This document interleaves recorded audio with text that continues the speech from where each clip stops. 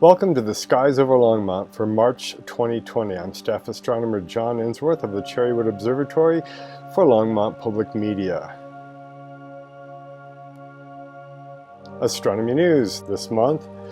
We'll start with Betelgeuse. You may have heard in the news that there's a star that could explode. Well, this star probably is not going to explode, but it's about 640 light years away. It's about 10 to maybe 20 times our sun's mass, and it has been ejecting its atmosphere for as long as we've been observing it. It's only about 8 or 9 million years old, and its lifetime, a star this big and hot, should only be about 9 million years. Now, our sun is expected to last about 10 billion with a B, years, and we're at about 4.5–5 billion years into its life. So thankfully our sun is a little calmer and a little longer lived than this one. So it is close to the end of its lifetime, and the reason people are concerned about it is that it is getting dimmer. You might be familiar with this star as sort of a reddish orange star in the upper left, from your point of view, corner of the big rectangle in the constellation of Orion, pictured here. It has been the 10th brightest star most of the time we've been observing it, but it does fluctuate. It does become dimmer at times, and it's now down to the 23rd, maybe at this point it's down to the 27th brightest star. So last time I had a good measurement was in December, just a couple months ago. This is the faintest it's been in the last century, though. We do expect that it will blow up in about the next 100,000 years, and when it does, it will be about half the brightness to maybe the brightness of the full moon coming from a single little spot in the sky. It'll be hard to look at. You'd be able to see that in the daytime if you knew where to look. Neil deGrasse Tyson, the astronomer in New York, has called for amateurs to observe it, get as much data about this thing as we can just in case. If you're looking south, you have sort of a clear southern horizon without a street light shining in your eye. This is about 8 o'clock at night this month. You'll see Betelgeuse being just to the right of south, about halfway up in the sky. So it's pretty prominent, pretty easy to see. You can see these three stars in a row make the belt of Orion with the big rectangle around it like that. It's what many people's favorite winter constellation. We actually have images of the star. It is close enough and big enough that we can use some of the better telescopes on Earth and see the surface of Betelgeuse itself. January of 2019 is sort of irregularly shaped but pretty rounded. Now it's definitely dimmer on the lower part of Betelgeuse. We think that this is probably dust. This is not the star itself shape changing. Looking at infrared, we do see these big clouds of gas and dust being ejected from it. The actual star location of Betelgeuse is behind this black dot. Its true size is this little bright spot in the center. There's a lot of illuminated, heated gas and dust flowing out from the star. Something big red giants do. Also in the news, at least in the astronomy corners, is the Martian atmosphere. We're always looking and hoping to see some evidence of life on Mars. We have not found it yet, but we do see some intriguing gases in the atmosphere.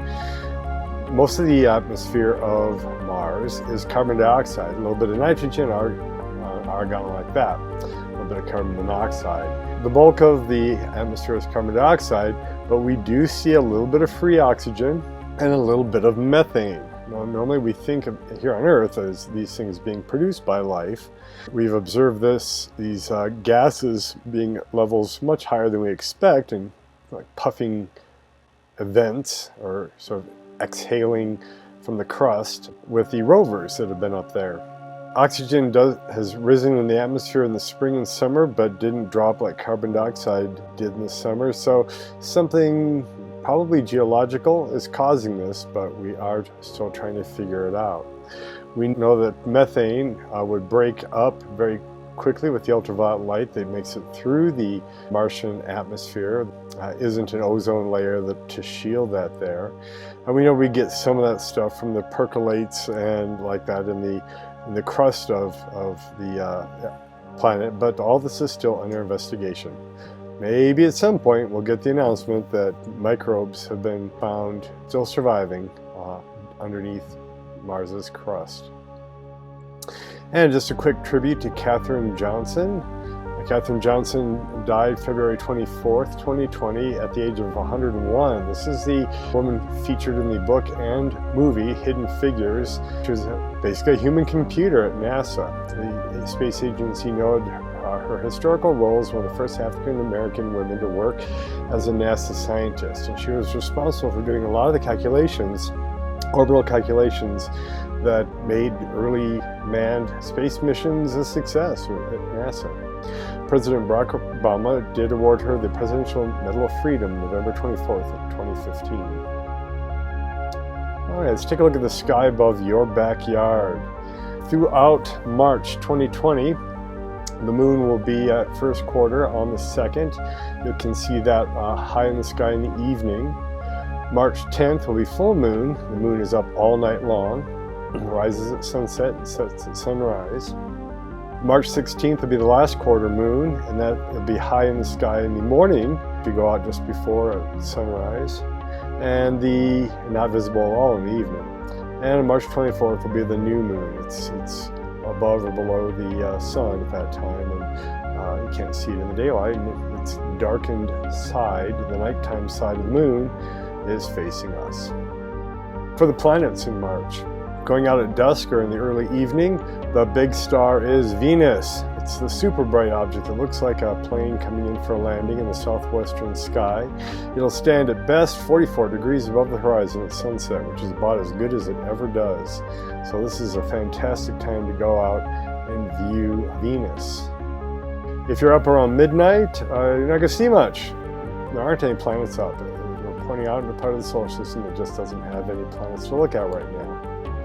If you go out into the pre-dawn or dawn sky this month, you'll see Mars, Jupiter, and Saturn kind of clustered together.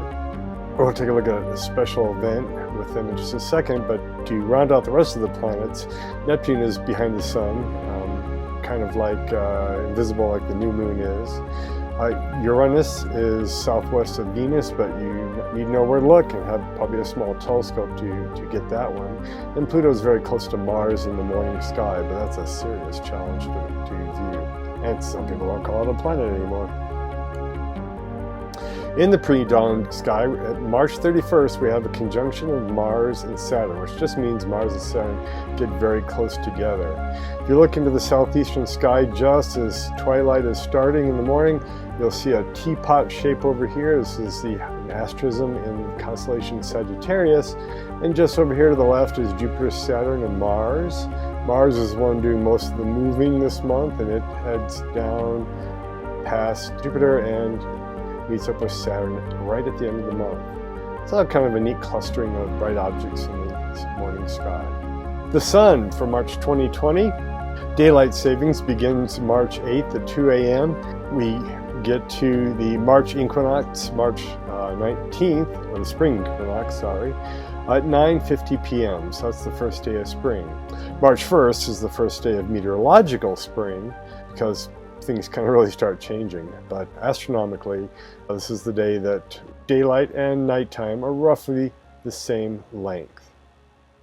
At the beginning of the month, March 1st, sunrise is at 6:32 a.m., sunsets at 5:32. The length of the day is 11 hours 20 minutes.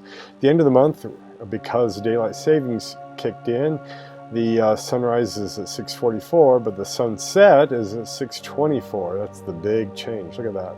Really going to notice a lot more light in the evening. That's by design. But the day is longer too by a whole hour and 19 minutes.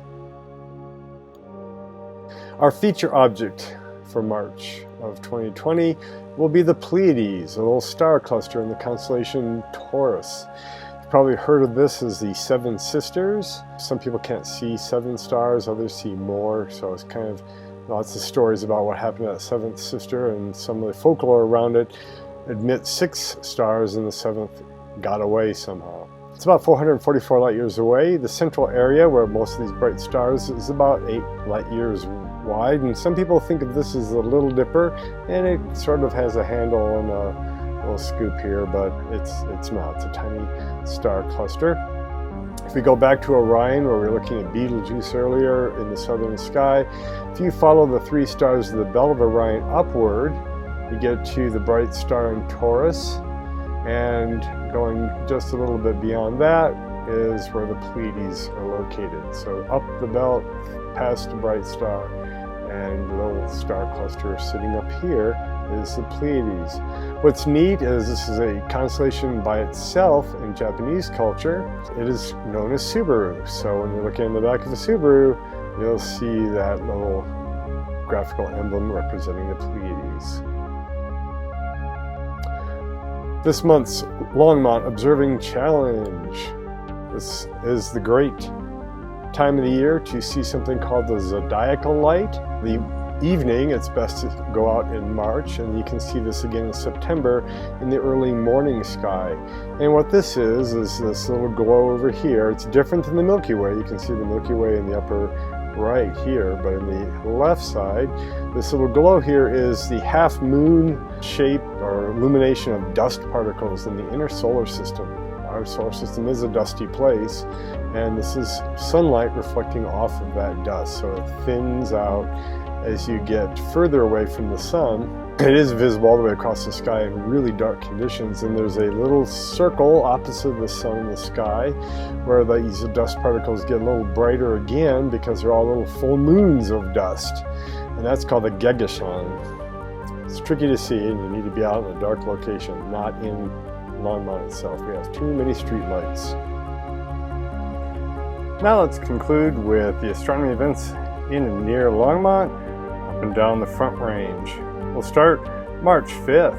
From 7 to 9 p.m., the Longmont Astronomical Society will have Astronomy on Tap, where they have 3 engaging short science presentations and apparently plenty of things to drink at the Gun Barrel Brewing Company.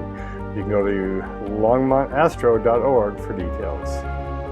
The Northern Colorado Astronomical Society, March 12th, 6:15 p.m. Carla Johns will be giving a talk, Chile, Land of Big Skies, Big Scopes, and Big Data.